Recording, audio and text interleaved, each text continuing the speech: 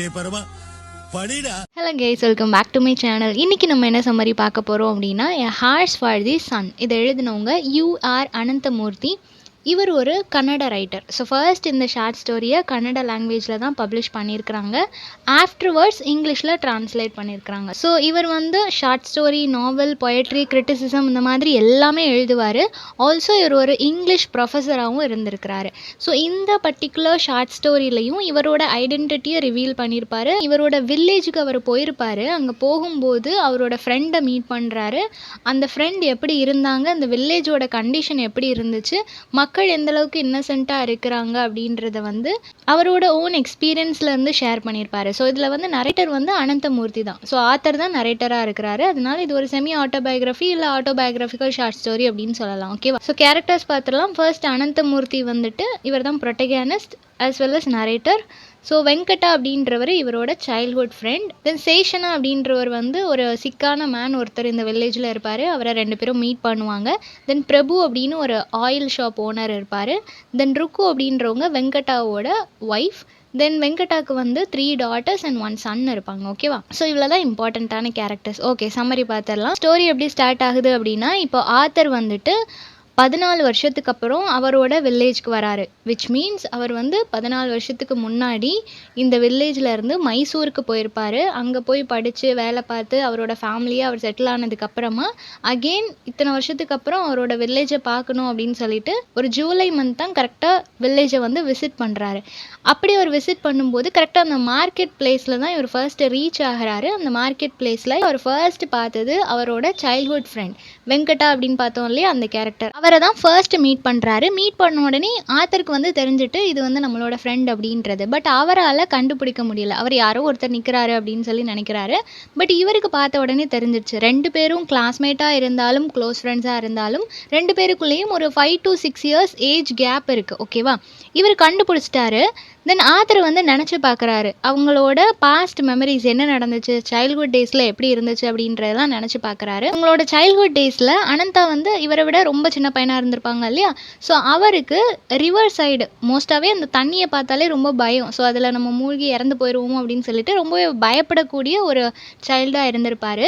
But வெங்கடாக்கு அந்த மாதிரி எந்த பயமும் கிடையாது. ஸோ ரெண்டு பேரும் ஒரு நாள் அவங்க அம்மா கிட்ட இன்ஃபார்ம் பண்ணிக்காமல் ரிவர் சைடு போயிடுவாங்க. ஸோ ரிவர் சைடு போனதுக்கப்புறம் விளையாண்டுட்டு இருக்கும்போது ஆக்சிடென்டலி அனந்தா வந்துட்டு ரிவரில் விழுந்துடுறாரு. ரிவரில் விழுந்ததுக்கப்புறம் வெங்கடா தான் அவரை வந்து சேவ் பண்ணுறாரு. ஸோ அந்த மொமெண்ட்டை நினச்சி பார்க்குறாரு. நினச்சி பார்த்துட்டு சரி வெங்கடா கிட்ட நம்ம பேசலாம் அப்படின்னு சொல்லி அப்ரோச் பண்ண போகும்போது அவருக்கு ஃபர்ஸ்ட்டு தெரியல. ஆஃப்டர்வர்ட்ஸ் கண்டுபிடிச்சிடுறாரு. நீ அனந்து தானே அப்படின்னு சொல்லிட்டு ரெண்டு பேரும் பேச ஆரம்பிக்கிறாங்க. தென் அவர் வந்து நீ கண்டிப்பாக என்னோட வீட்டுக்கு வரணும் அப்படின்னு சொல்லி ரொம்பவே வார்மாக வெல்கம் பண்ணுறாரு. இவனும் சரி ஓகே நான் வரேன் அப்படின்னு சொல்லி போகிறாங்க. இப்போ இந்த வில்லேஜில் வந்து வெங்கடாவோட ஆயில் பாத் வந்து ரொம்பவே ஃபேமஸாக இருக்கும். ஸோ வெங்கடா என்ன சொல்லுவான் அப்படின்னா, நீ எங்கள் வீட்டுக்கு வா, நான் உனக்கு வந்து ஒரு பர்ஃபெக்டான ஆயில் பாத் கொடுக்குறேன் அப்படின்னு சொல்லிட்டு அவனை வீட்டுக்கு கூட்டிகிட்டு போவான். அப்படி போகிற வழியில் ஆயில் வாங்கணும் இல்லையா. ஸோ அதனால் ஒரு ஆயில் ஷாப்பில் நிற்பாங்க. அந்த ஆயில் ஷாப் வச்சிருக்கிறது தான் பிரபு அப்படின்ற ஒரு பர்சன். அந்த பர்சனையுமே நரேட்டருக்கு தெரியும். ஸோ பிரபு கிட்ட எப்படி இருக்கிற அப்படின்னு சொல்லிட்டு பேசும்போது பிரபு வந்து அவனோட வர்ஸ்டான கண்டிஷன்ஸ் எல்லாத்தையும் நரேட் பண்ணுறான். இங்கே வந்து மழையே இல்லை ரொம்ப வருஷமா, என்னோட டியூ அமௌண்ட்டையும் என்னால் கலெக்ட் பண்ண முடியல, என்னோட எல்டஸ்ட் சன் வேற ஒரு 3 நாள் உடம்பு சரியில்லாமல் இருந்து ரீசெண்டாக இறந்து போயிட்டான், பிஸ்னஸ்லையும் ப்ராப்பரான எந்த ஒரு ப்ராஃபிட்டும் இல்லை, ஸோ அதனால் எங்கள் அப்பாவோட ட்ரேட்ஸையே நானும் பார்த்துக்கிறேன், இப்போ என்னோட குழந்தைங்களும் அதை தான் ஃபாலோ பண்ணணும் போல், அந்த மாதிரியான சுச்சுவேஷன் தான் இருக்குது. ஒன்றை மாதிரியெல்லாம் என் குழந்தைங்கள அப்ராடுக்கோ மைசூர் இங்கிலாந்து இந்த மாதிரி இடங்களுக்கெல்லாம் அனுப்பி படிக்க வைக்கிற அளவுக்கு என்கிட்ட ஃபார்ச்சூன்ஸ் இல்லை, அதனால் அவங்களுமே இந்த டபாக்கோ பிஸ்னஸ் கிராம் பிஸ்னஸை தான் பார்த்துக்கிற மாதிரியான ஒரு சுச்சுவேஷனில் இருக்குது அப்படின்ற மாதிரி அவன் பெருசாக அவனோட அந்த சோகமான அந்த ஒரு சுச்சுவேஷனை வந்து நரேட் பண்ணுறான். அது எல்லாத்தையும் பொறுமையாக கேட்டுட்ருக்கிறாரு. நெக்ஸ்ட் அவரோட சில்ட்ரனை பற்றி கேட்கும்போது அதுக்கு சொல்கிறேன், எனக்கு வந்து 3 டாட்டர்ஸுமே 3 லாயர்ஸ்க்கு நான் கல்யாணம் பண்ணி கொடுத்துட்டேன். ஸோ அவங்கள பற்றி எந்த பிரச்சனையும் இல்லை. இன்னும் 2 குழந்தைங்க பக்கத்தில் இருக்கிற கிளாத் ஷாப்பில் ஒர்க் பண்ணுறதாகவும் எல்டஸ்ட் சன் வந்து ஹைஸ்கூலில் படிக்கிறதாகவும் சொல்கிறான். ஸோ அவருக்கு வந்து அப்போ நிறைய குழந்தைங்க அப்படின்றது வந்து தெரிய வருது. ஸோ நரேட்டர்கிட்ட உன்னோட குழந்தைங்க என்ன பண்ணுறாங்க, எல்லாருமே மைசூரில் தான் இருக்கிறாங்களா அப்படின்னு சொல்லி கேட்கும்போது அதுக்கு அனந்தமூர்த்தியும் ஆமாம் என்னோட பசங்க பசங்க எல்லாருமே மைசூரில் தான் இருக்கிறாங்க, எனக்கு ஒரு பையன் ஒரு பொண்ணு மட்டும்தான் அப்படின்றத வந்து சொல்கிறாங்க. ஸோ இதில் வந்து ஒரு கான்ட்ராஸ்டான விஷயம் சொல்கிறாங்க இல்லையா, சிட்டி சைடில் இருக்கிறவங்க ஜஸ்ட் 1 பாய் 1 கேர்ள் அதோட அவங்க ஸ்டாப் பண்ணிட்டாங்க. ஈவன் ஃபினான்ஷியலி அவங்க ஸ்டேபிளாக இருந்தாலும் அந்த 2 குழந்தைங்க போதும் அப்படின்னு சொல்லி ஸ்டாப் பண்ணிட்டாங்க. பட் வில்லேஜில் இருக்கிறவங்களுக்கு அந்த அளவுக்கு அவேர்னஸ் இல்லை, அவங்க அதை பற்றி எதையுமே கன்சிடர் பண்ணாமல் பாவர்ட்டியில் இருந்தாலும் கொஞ்சம் கூட அமௌண்ட் எதுவுமே அவங்களால ஏர்ன் பண்ண முடியலைன்னாலும் குழந்தைங்க அவங்களுக்கு நிறைய இருக்குது இல்லையா. ஸோ அந்த ஒரு கான்ட்ராஸ்டான விஷயத்தையும் இங்கே ரிவீல் பண்ணுறாங்க. நெக்ஸ்ட் என்ன அப்படின்னா, இவங்க 2 பேரும் நடந்து போயிட்டுருக்குறாங்க. அப்படி நடந்து போயிட்டுருக்கும்போது நரேட்டர் நோட் பண்ணுறாரு, நிறைய விஷயங்கள் எந்த ஒரு சேஞ்சஸுமே இல்லாமல் இருக்குது. 14 வருஷம் ஆனாலும் இந்த மக்கள் ஏன் எந்த விதத்துலேயும் அட்வான்ஸ் ஆகவே இல்லை, பழைய காலத்தில் எப்படி இருந்துச்சோ அதே மாதிரியே இருக்கிறாங்களே, டெவலப் ஆகணும்னு சொல்லி நினைக்கவே இல்லையேன்னு சொல்லிட்டு நடந்து போகிற வழியெல்லாம் நினச்சிட்டு இருக்கிறான். தென் வெங்கட்டாவை பார்க்குறான். அவனோட ஆக்டிவிட்டீஸுமே எதுவுமே சேஞ்ச் ஆன மாதிரி இல்லை. அவன் சைல்ட்ஹுட் டேஸில் அவனை வந்து எப்படி ஒரு க்ளவுன் மாதிரி பார்த்தானோ இப்போவும் அவனோட பிஹேவியர்ஸ் அப்படி தான் இருக்குது. ஸோ இவன் ஒரு க்ளவுன் மாதிரி ஒரு ஃபூல் மாதிரியே தான் இருக்கிறானே தவிர எந்த விதமான சேஞ்சஸும் இல்லை அப்படின்னு சொல்லி அவனோட ஃப்ரெண்டையும் நினச்சிக்கிறான். தென் அப்படியே நடந்து போயிட்டு இருக்கும்போது அகெயின் ஒரு இன்சிடெண்ட்டை வந்து நரேட்டர் ஞாபகப்படுத்தி பார்க்குறாரு. என்ன அப்படின்னா, சின்ன வயசில் வெங்கட்டா அண்ட் ஆத்தர் 2 பேரும் சேர்ந்து என்ன பண்ணியிருப்பாங்கன்னா, அவங்க ஊரில் இருக்கிற போஸ்ட் பாக்ஸ் ஒன்று இருக்கும் போஸ்ட் ஆஃபீஸில். அந்த போஸ்ட் பாக்ஸை திருடி கொண்டு போய் ஒரு ரிவர் பேங்க் சைடில் நல்ல 6 ஃபீட் அதை வந்து டிக் பண்ணிவிட்டு அதில் பரி பண்ணி வச்சிடுறாங்க. ஸோ அது வந்து யாருமே கண்டுபிடிக்க முடியல, எங்கே இருக்குதுன்னு சொல்லி யாருக்குமே தெரியல. தென் போலீஸ் எல்லாம் வந்ததுக்கப்புறம் இன்வெஸ்டிகேஷன்லாம் ஸ்டார்ட் பண்ணதுக்கப்புறம் இந்த பசங்க கிட்ட கேட்கும்போது இவனுங்க எப்படியோ வளரிடுறாங்க. அதுலேருந்தே தெரிஞ்சிருது இவங்க தான் பண்ணாங்க அப்படின்னு சொல்லிட்டு. போலீஸ் வந்து சரி ஓகே சின்ன பசங்க இல்லையா, ஸோ அஃபிஷியலாக எதுவும் பனிஷ் பண்ண முடியாது அப்படின்றதுக்காக அந்த பசங்க 2 பேரையும் அந்த ரிவர் பேங்க் சைடு கூட்டிகிட்டு போய் அவங்களே அதை தோண்ட சொல்லி வெளியே எடுத்துடுறாங்க. அந்த போஸ்ட் பாக்ஸை வாங்கினதுக்கு அப்புறமா அந்த பசங்க 2 பேரையும் ஒரு ஃபாரஸ்ட்டில் கொண்டு போய் விட்டுறாங்க. விட்டுட்டு இதுக்கப்புறம் நீங்கள் ஊருக்கு நடந்து தான் வரணும், உங்களை யாரும் கூட்டிகிட்டு வர மாட்டாங்க அப்படின்னு சொல்லி விட்டுறாங்க. அவங்க 2 பேரும் அதே மாதிரி நடந்து வந்து நெக்ஸ்ட் டே மார்னிங் தான் அவங்க வில்லேஜை ரீச் பண்ணியிருப்பாங்க.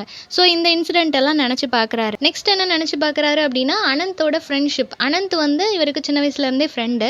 பட் 5 to 6 இயர்ஸ் டிஃப்ரென்ஸ் அப்படின்றது எப்படின்னா, அனந்த் வந்து எல்லா கிளாஸ்லேயும் ஃபெயில் ஆகிட்டே இருப்பார், நல்லாவே படிக்க மாட்டார். அதனாலேயே அவர் ஒவ்வொரு கிளாஸ்லேயும் திரும்ப திரும்ப போட்டுகிட்டே இருப்பாங்க. அப்படி ஒரு கிளாஸில் தான் இவங்க 2 பேரும் சேர்ந்து படிக்கிற மாதிரியான ஒரு சிச்சுவேஷன் வந்திருக்கும். ஸோ அனந்த் வந்து படிக்கவே மாட்டான் அப்படின்றதுனால அவங்க வீட்டில் என்ன பண்ணிடுவாங்கன்னா, சரி இவனை வந்து கல்யாணம் பண்ணி வச்சிடலாம், அப்போ இவன் வந்து மாறிடுவான் அப்படின்னு சொல்லிட்டு சின்ன வயசுலேயே அவனுக்கு வந்து மேரேஜ் பண்ணி வச்சிருவாங்க. ஸோ ஸ்கூல் படிக்கும் போதே அவனுக்கு மேரேஜ் பண்ணி வச்சிருவாங்க.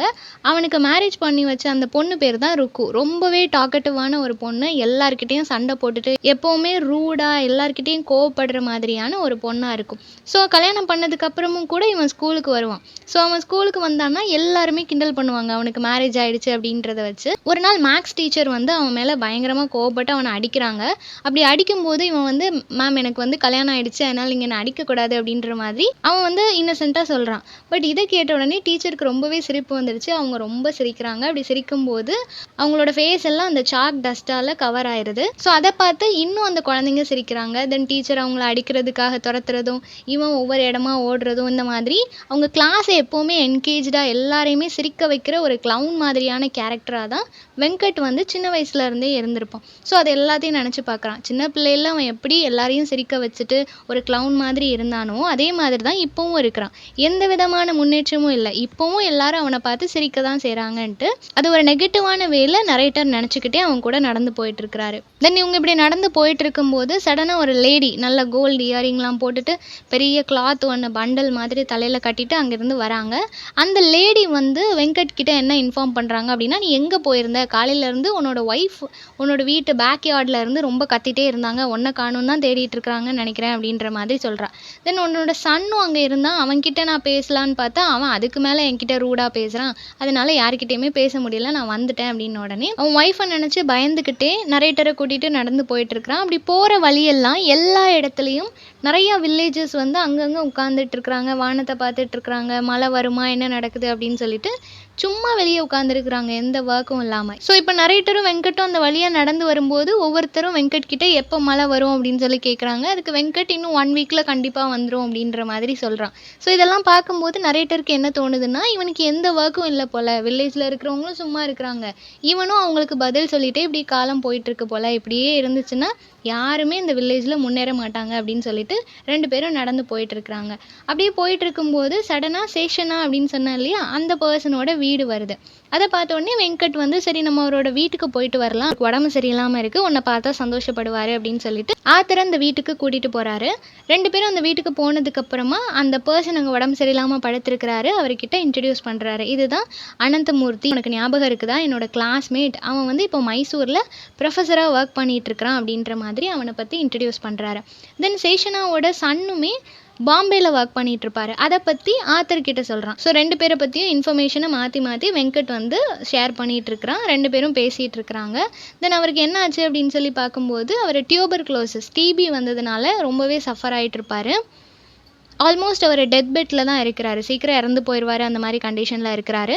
ஸோ அவர் வந்து வெங்கட் கிட்ட கேட்குறாரு, நான் எப்போ இறந்து போவேன் அப்படின்னு சொல்லி கேட்கும்போது அதுக்கு வெங்கட்டா வந்து ஜஸ்ட் மார்க் பண்ணுற மாதிரியான ஒரு டோனில், ஒருவேளை யமனே வந்து உங்கள் வீட்டு வாசலில் நின்னாலும் நீங்கள் வந்து அவனை கூப்பிட்டு உள்ளே வச்சு அவனுக்கு குக் பண்ணி கொடுத்துட்டு அனுப்பி வச்சுருவீங்க, மற்றபடி நீங்கள் இறந்தெல்லாம் போக மாட்டீங்க அப்படின்ற மாதிரி இவன் ரொம்ப ஃபன்னியான வேலை ஆன்சர் பண்ணிடுறான். ஸோ இது எல்லாத்தையும் பார்க்கும்போது நரேட்டருக்கு என்ன தெரியுது அப்படின்னா, சரி இவரோட மெடிசன் எல்லாத்தையும் இவன் தான் பார்த்துக்கிறான் போல், அப்போ இவனுக்கு தான் எல்லாம் தெரியுது அப்படின்ற மாதிரி இவர் நினச்சிக்கிறாரு. இது எல்லாமே வெங்கட் எந்த அளவுக்கு பாசிட்டிவான ஒரு நல்ல சோல் அப்படின்றது தான் ரிவீல் பண்ணுது. பட் நரேட்டருக்கு இதெல்லாம் பார்க்கும்போது அவன் ஒரு கிளவுன் மாதிரியும் ஒரு வேஸ்ட் ஃபெல்லோ மாதிரியும் ஒரு ஃபூல் மாதிரியும் தெரிகிறான். இப்போ ஃபைனலாக அவங்களோட வீட்டை ரீச் பண்ணியாச்சு. வெங்கட்டாவோட வீட்டுக்கு வந்தாச்சு.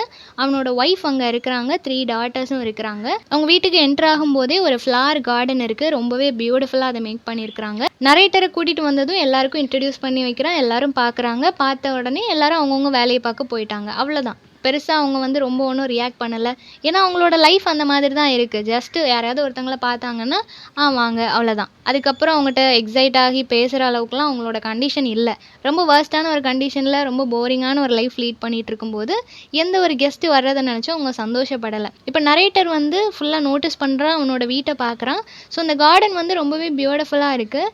அதை வந்து அவனோட 3 டாட்டர்ஸ் அண்ட் அவனோட ஒய்ஃப் சேர்ந்து தான் ரெடி பண்ணியிருக்கிறாங்க அப்படின்றத வெங்கட் வந்து இன்ஃபார்ம் பண்ணுறான். பட் இன்னொரு பக்கம் அது அங்கங்கே ஸ்பாயில் ஆகிருக்கு. அது எப்படி ஸ்பாயில் ஆகிருக்குன்னா, அவனோட சன் சுபா அப்படின்னு ஒரு சன் இருக்கான் இல்லையா, அவன் வந்துட்டு அடிக்கடி இந்த கார்டனை ஸ்பாயில் பண்ணுவான். ஸோ அதை பற்றி எல்லாமே வெங்கட் வந்து பேசுகிறான். இந்த மாதிரி தான் என்னோடய ஃபேமிலி கண்டிஷன் இருக்குது, இந்த மாதிரி டாட்டர்ஸ் அண்ட் சன் தான் எனக்கு இருக்கிறாங்க அப்படின்னு சொல்லிட்டு அவனோட ஃபேமிலியை பற்றி சொல்கிறான்.